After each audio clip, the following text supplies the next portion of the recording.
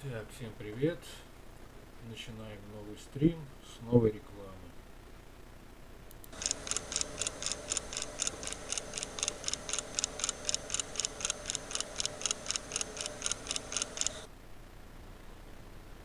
Хотите получать удовольствие от спорта, но стандартные гантели уже надоели. А что если взять вместо них что-то иное, что-то, что позволит ощутить себя героем античного времени или дерущимся на арене гладиатором, а может даже персонажем любимого аниме? Вы на канале «Подвигательная активность» и я, Макс Гурин, писатель-фантаст, спортсмен-единоборец, фехтовальщик. С вас лайк и подписка. Добро пожаловать. Ссылка на канал в описании под видео в виде QR-кода на экране. Канал интересный, я подписался, и ты тоже зайди и посмотри, а там сам решишь, нужно ли тебе на него подписываться. Так, и в самом начале начнем проверять, работает или нет.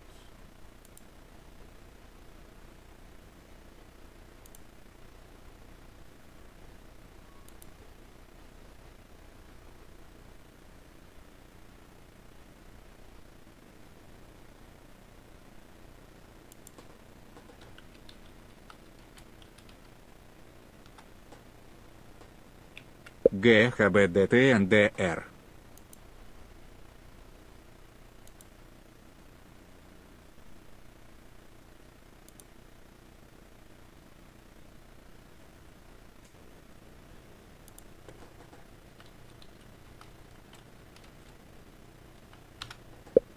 Привет, ВК-2.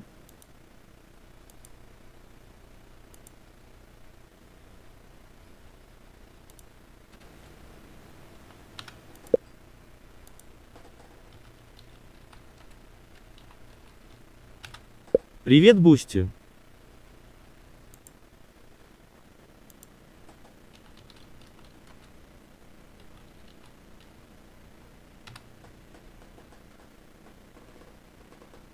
Привет, Утуб.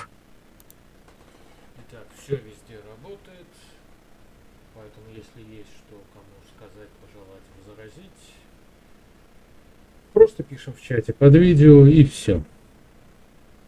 Ваше сообщение попадет на экран. Но не факт, то, что его прочитаем, чтобы было прочитано, озвучено. Воспользуйтесь лучше донатной ссылкой. И по традиции напоминаю, что нужно делать со всякими ссылками. Видели рекламу, описание и ссылка на канал Гудвина под видео. Дальше, если хотите задать свой вопрос на следующий стрим, то есть ссылочка, которая так и называется «Задать вопрос». Перейдя по этой ссылке, вы можете задать как, например, личный вопрос, самый дорогой, и ответ на этот вопрос будет доставлен вам лично. Оставите телефон, позвоню, оставите электронную почту, напишу. Дальше. Что у нас там еще? Какие ссылки есть?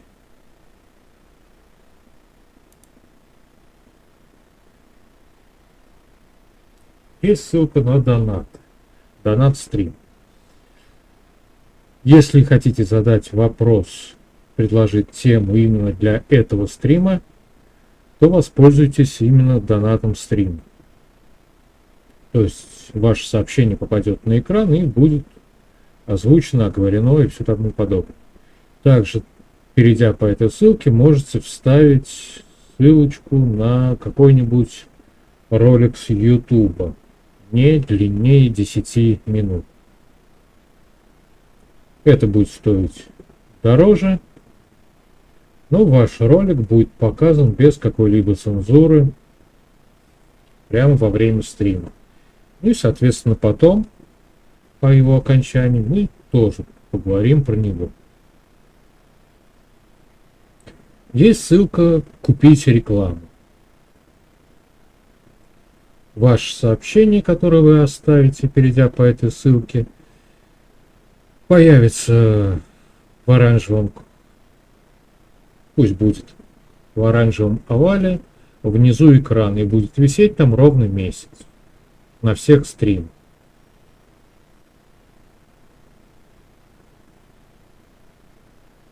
Единственное ограничение, которое есть,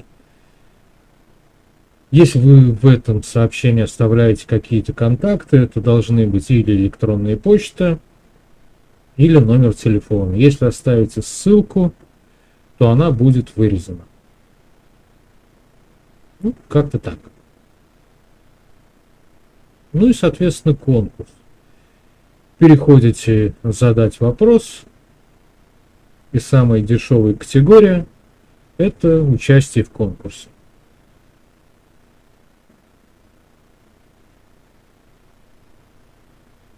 Просто-напросто пишется сообщение, чем, как, по вашему мнению, можно разнообразить, улучшить этот самый стрим. И, соответственно, в следующем стриме все эти вопросы разберем, выберем одного победителя, и этот победитель получит все те полтинники, что заплатили все участники. Как-то так.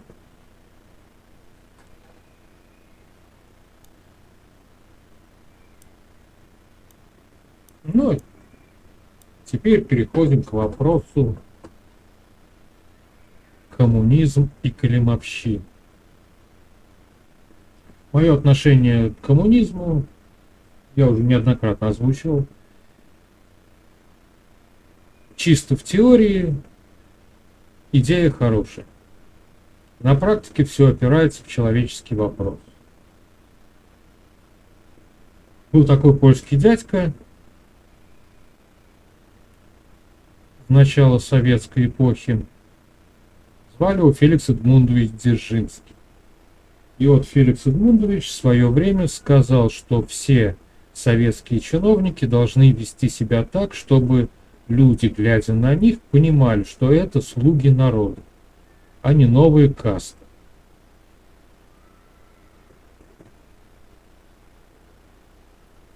Но со временем получилось так, что так называемые слуги народа стали именно новой кастой.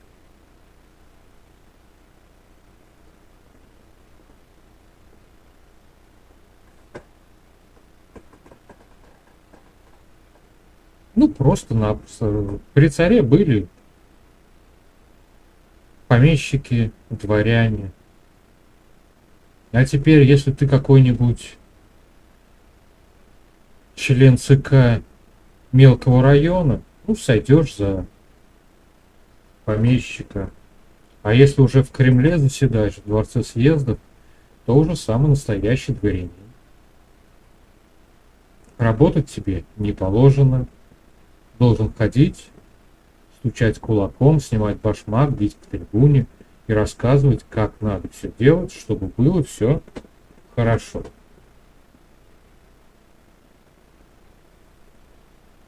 Да, куча людей скажут, что вот, Великую Отечественную выиграли, науку продвинули, в космос полетели. Согласен, да, выиграли, полетели.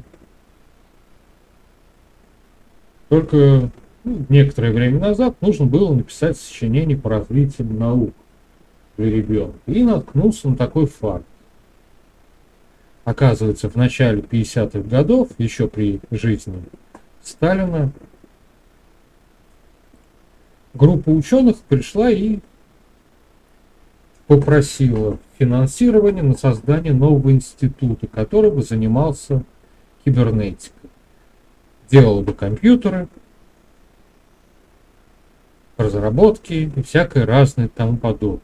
И одна штука, которую они рекламировали, ну не рекламировали, а хотели создать, это небольшой телевизор, который размещается на ладони, с помощью которого любой человек может посмотреть любую информацию в специально созданной сети для этого.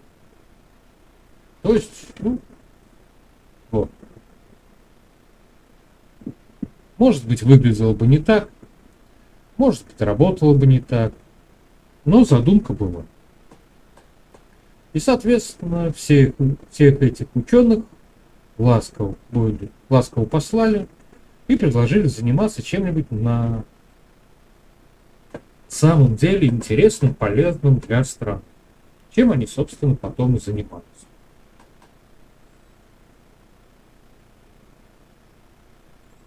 Когда заходит речь про то, что вот был бы коммунизм, и жили бы все прямо хорошо, хорошо, хорошо. При коммунизме у меня прошло раннее детство. Я практически не помню, как оно там было. Да, помню. Четвертинка черного за 5 копеек. Кусок вареной колбасы за 2,20. Бочки с квасом летом на улице.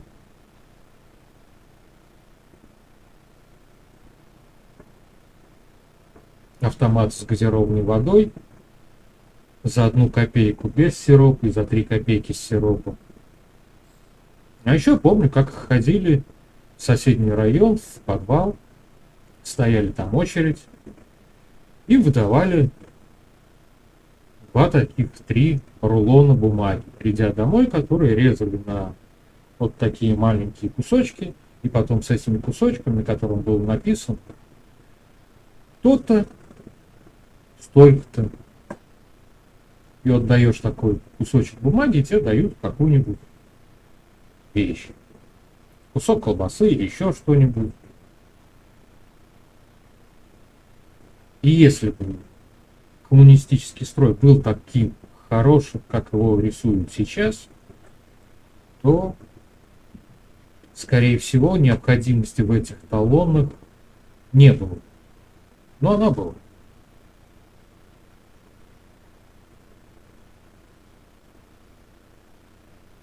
Особенно сильно любят рассказывать о том, что светлое коммунистическое будущее могло бы наступить, и если оно сейчас наступит. Всякие персонажи наподобие Жука Климова. Только у меня один маленький вопрос. Раньше Жук Климов каждый год ездил в южные страны, там отдыхал. А сейчас что такое случилось, что этому Жуку Климову пришлось записывать отдельный ролик, в котором он предлагает съездить вместе с ним, приобщиться к мировому коммунизму. Ну и, соответственно, да, вы оплатите дорогу сами за себя, но плюс к этому, чтобы Жук Климов рассказывал вам, как вы хорошо отдыхаете, нужно будет ему еще немножко забашлять.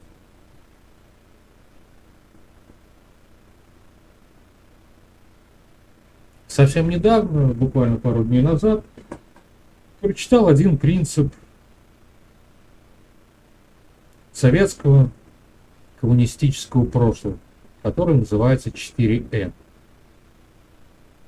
Невиновного наказать, непричастного поощрить.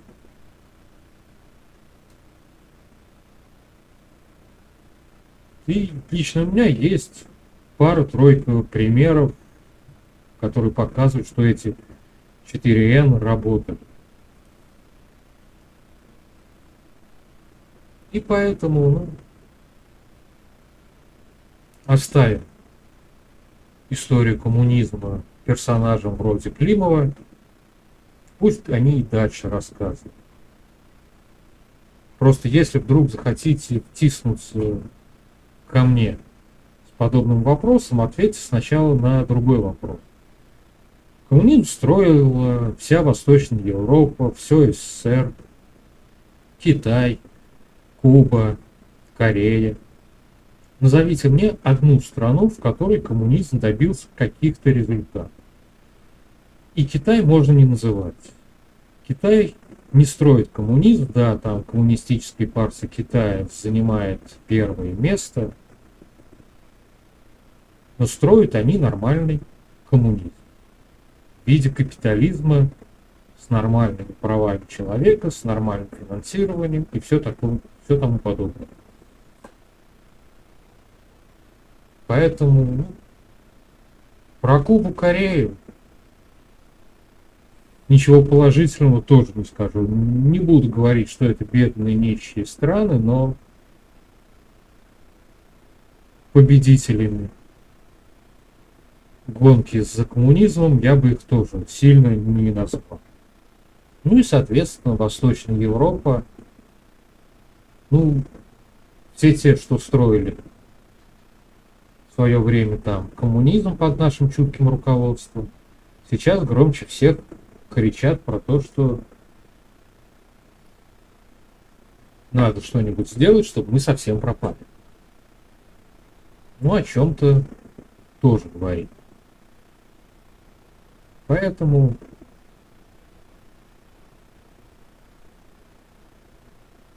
да, советская коммунистическая история, она пока будет показывать много-много положительных примеров.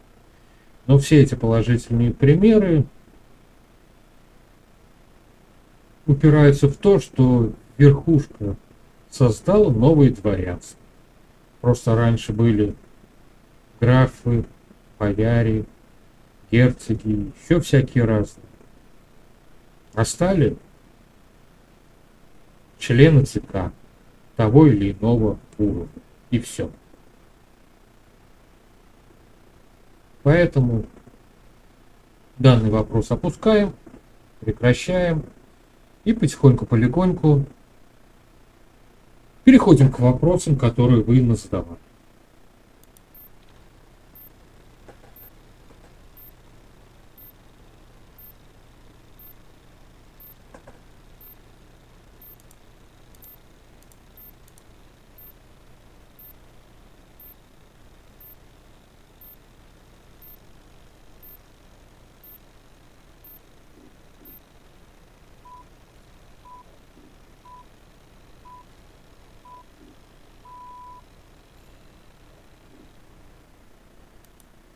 Вопросов будет совсем немного, поэтому я думаю, что в ближайшие 15-20 минут стрим закончится.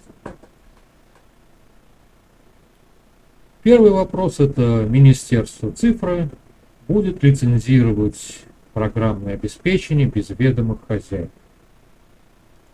Посчитал небольшой обзор по этому вопросу, и возникла куча вопросов. Лицензировать ПО будут с целью возмещения ущерба хозяевам.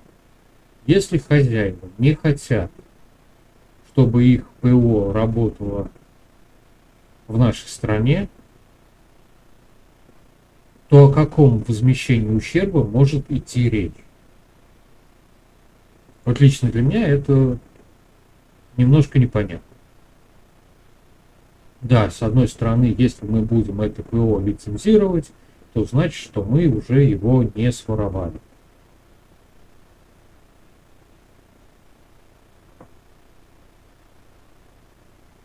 Но навязывать плату за то, что вот возьмите денежку, потому что мы вашим ПО пользуемся, хотя бы нам это и не разрешали, в свою очередь подвигнет к тому, что будут обычные логин и пароль менять на какие-нибудь более умудренные способы заблокировать это самое ПО на территории России. И да, задумка была интересная, но, скорее всего, на уровне задумки все это и останется. Ну, просто смысла в этом нет абсолютно никакого, на мой взгляд.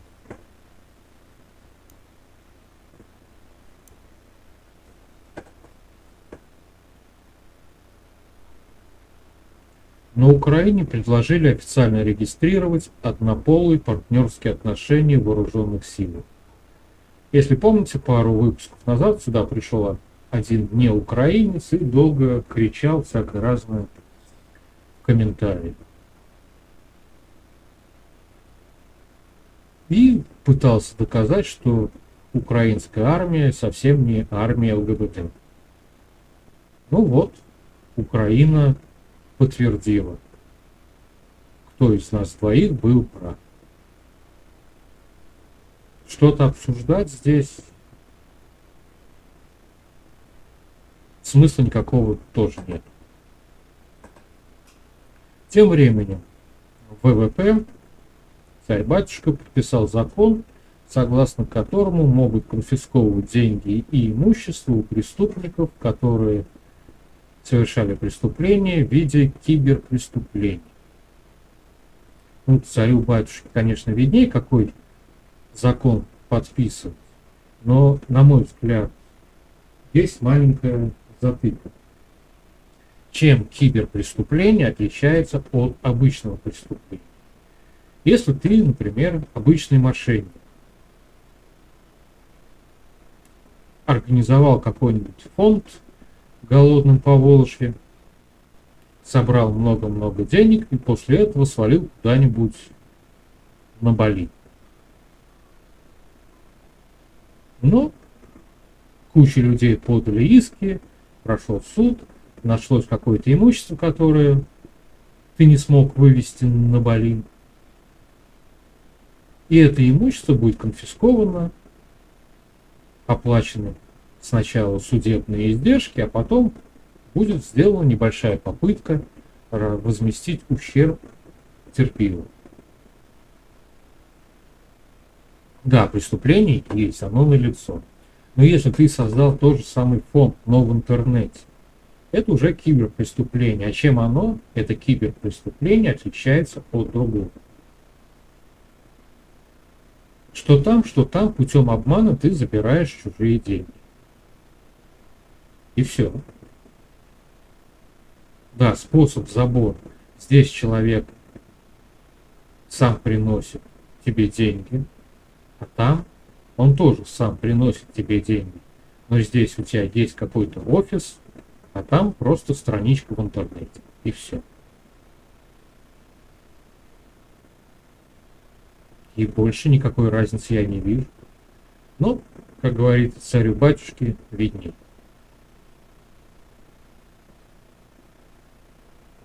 И в завершении даже не знаю, как эту новость охарактеризовать. Компания, которая производит в Китае обувь, в частности кроссовки, выходит на рынок Российской Федерации, и ее менеджеры более чем уверены, что эта компания займет лидирующее место на российском рынке. Я не знаю, какого качества у них кроссовки. Со стороны Китая были и хорошие, и откровенное говно. Ну, что примечательно в этой компании, это ее название. Компания Еблан. Если менеджеры рассчитывают из-за названия получить лишнюю рекламу, ну да, возможно, это сыграет. Но, скорее всего, найдется какой-нибудь пришибленный на голову, который скажет, что подобные произношения и название китайской фирмы, пусть оно по-китайски хоть будет что угодно обозначать, но оно оскорбляет, наносит ущерб и еще кучу всякого разного делает, и поэтому нужно ее поменять. Пройдет какой-нибудь суд, и какая-нибудь бабушка-судья скажет: замените название на что-нибудь более российское. И все. На этом история компании Еблан закончится. Наглядный пример. Не помню, как оно правильно произносится, но кормежка каких-то там суши в Питере. Да, шумели, смеялись. То ли 2, то ли 3 суда прошло, и вот сидят теперь думают, на какое название поменять свою суши-рыбу. Как-то оно, собственно, вот так. Распаковки сегодня не будет.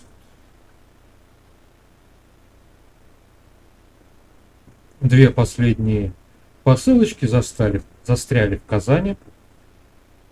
Почта России говорит, что 15 и 18 числа обе они будут у меня. Дядя Алекс сообщает, что 25 и 29, то есть с разницей в 10 дней. Ну, лично я какие-то предположения строить не хочу. Киносериальную часть тоже сегодня пропускаем по той простой причине, что пропустил пару серий сериала «Контора», ну и потратил 3 дня, чтобы посмотреть последние 3 серии. Нет, мне сериал интересен, но по 2,5 часа делать одну серию в сериале — это немножко чересчур. Хотя сериал интересный. Ну, собственно, и все. Выпуск сегодняшний подошел к концу. Увидимся уже на следующей неделе. Сегодня вторник, значит, среда, четверг, пятница, суббота. В субботу выходной, и остается опять 2 недели. Воскресенье, понедельник, вторник. В середине следующей недели где-нибудь и увидимся. Как вопросы отправлять, я сказал в самом начале.